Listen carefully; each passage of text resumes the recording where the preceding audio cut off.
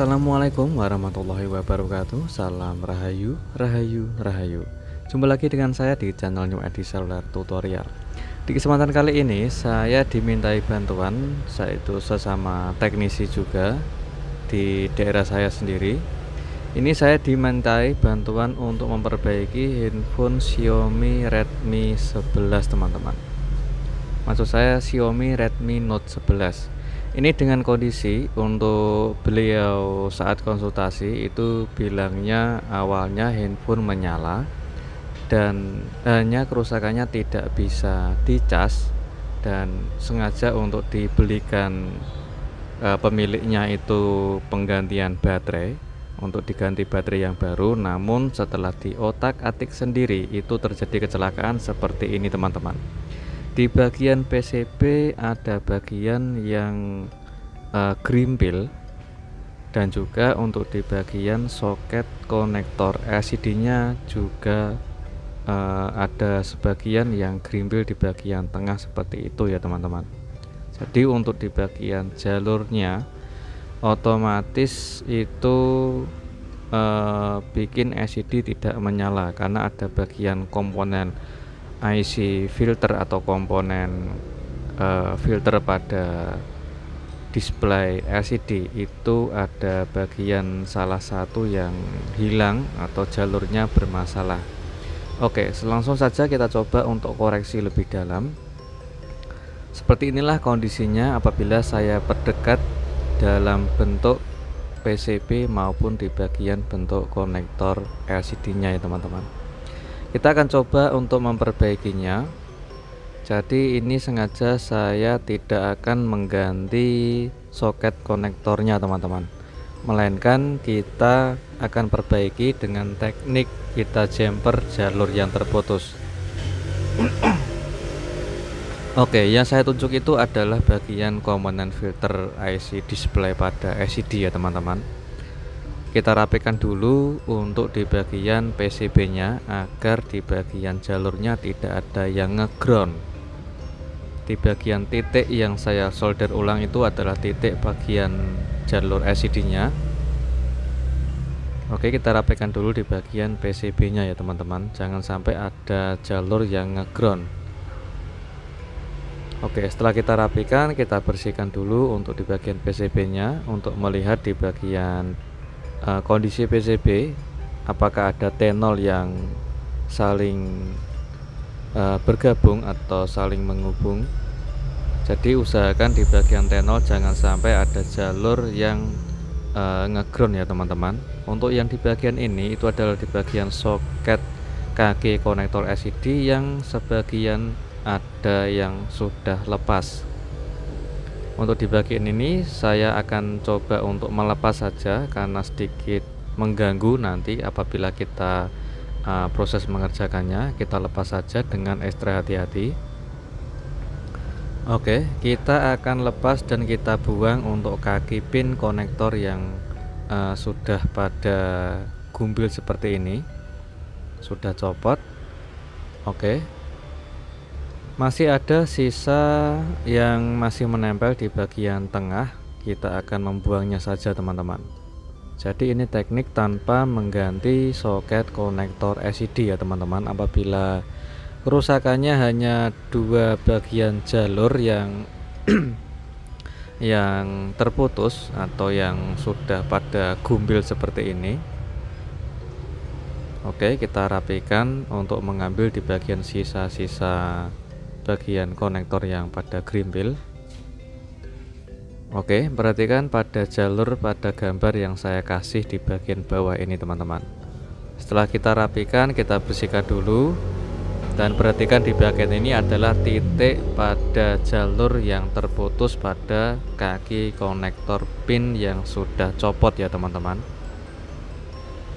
Oke, kita rapikan dulu, jangan sampai di bagian pin kakinya ada yang ngeground atau saling terhubung sama kaki yang sebelahnya.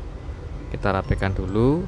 Setelah itu kita coba untuk cek lebih detail untuk di bagian kaki-kakinya. Kita bersihkan dulu agar terlihat jelas.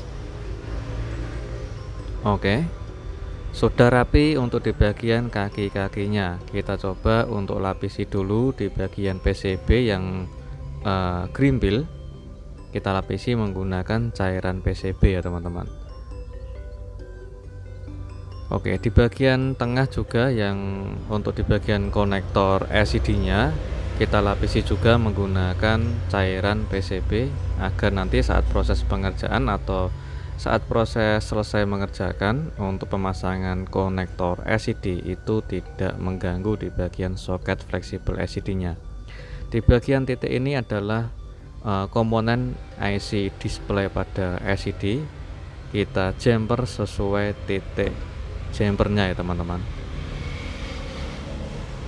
Oke, kita jumper sesuai titik jalurnya, jangan sampai ngeground sama pada kaki yang sebelahnya. Kita harus sambungkan dengan ekstra hati-hati.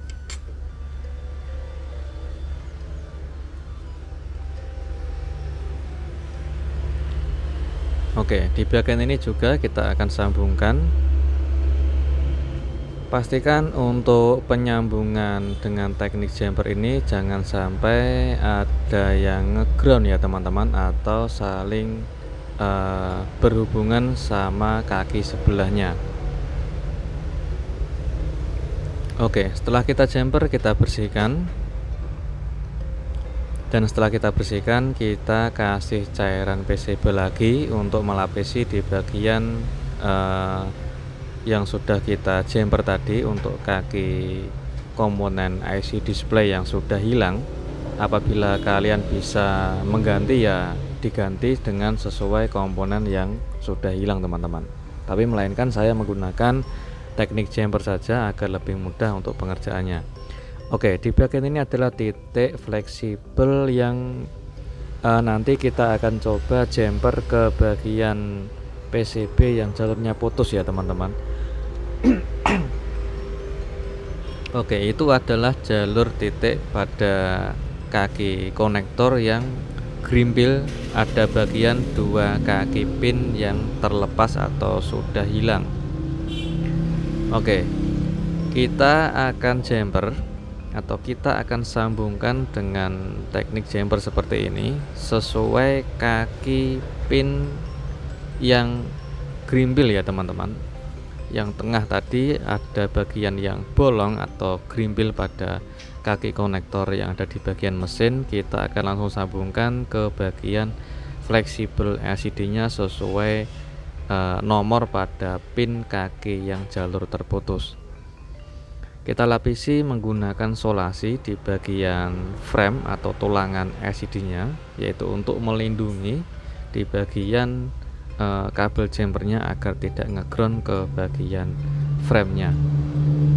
Selanjutnya kita siapkan flux dan kita akan rapikan di bagian pin kaki pada jalur yang terputus di bagian konektor LCD di mesin. Kita sambungkan ke fleksibel LCD-nya sesuai pin jalurnya ya teman-teman. Oke, setelah kita sambungkan di bagian fleksibel ini, saya lindungi dulu menggunakan solasi agar lebih aman saja. Selanjutnya kita coba untuk pasang fleksibel LCD-nya atau fleksibel mainboard-nya. Oke, setelah kita sambungkan, kita pastikan kita lepas dulu untuk memastikan kabel jumpernya itu terputus atau tidak teman-teman. Oke, alhamdulillah masih aman untuk kabel jumpernya. Selanjutnya kita coba untuk pasang kembali. Jadi ini teknik jumper sengaja saya kasih lebih untuk kawat benangnya agar tidak mudah lepas atau mudah cepat putus ya teman-teman. Jadi untuk kita mungkin saja apabila kita bongkar lagi itu tidak akan mudah putus di bagian jumpernya. Oke, langsung saja kita coba untuk merakitnya kembali, yaitu untuk kita tes handphone ini menyala atau tidak setelah kita kerjakan di bagian konektor LCD yang jalurnya terputus. Oke, setelah saya nyalakan, alhamdulillah LCD-nya sudah tampil ya teman-teman.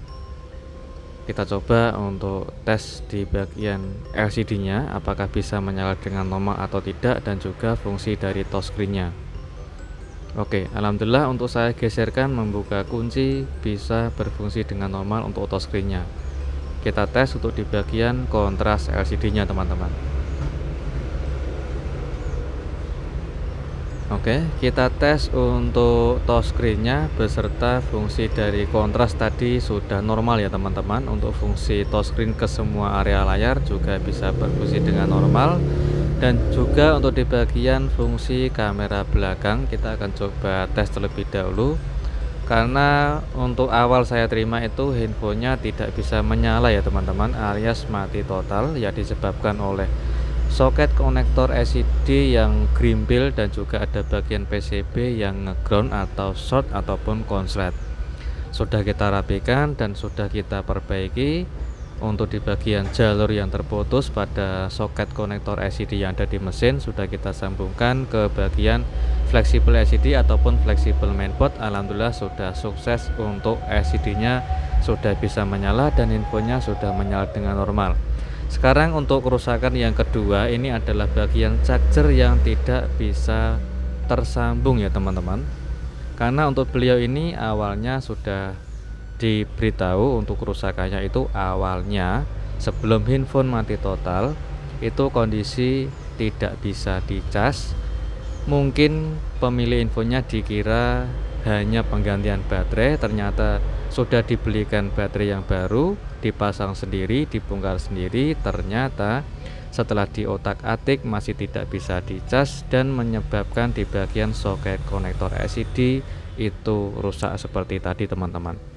Oke, untuk pengerjaan yaitu memperbaiki handphone ini Xiaomi Redmi Note 11 dengan kerusakan tidak bisa dicas atau not charging, kalian bisa simak di tutorial selanjutnya. Jadi dinantikan tutorial selanjutnya untuk perbaikan handphone Xiaomi Note 11 ini dengan kondisi kerusakan tidak bisa dicas. Jadi ini sengaja saya tes menggunakan USB tester. Ternyata tidak ada ampere yang masuk sama sekali, jadi tidak terhubung sama sekali untuk chargernya. Sedangkan untuk USB tester ini yang saya gunakan chargernya itu bisa berfungsi dengan normal. Namun untuk saya colokkan di handphone Xiaomi Note 11 ini sama sekali tidak ada respon ya teman-teman, jadi tidak bisa dicas sama sekali. Dinantikan saja untuk tutorial selanjutnya. Terpaksa kita coba untuk membongkar handphonenya kembali. Jadi untuk pengerjaan Xiaomi Note 11 ini untuk kerusakan perbaikan konektor LCD sudah selesai, namun ada kendala lain yaitu belum selesai di tahap ini karena ada kerusakan charger yang tidak bisa berfungsi. Semoga untuk tutorial kali ini bermanfaat dan jumpa lagi di tutorial berikutnya. Assalamualaikum warahmatullahi wabarakatuh.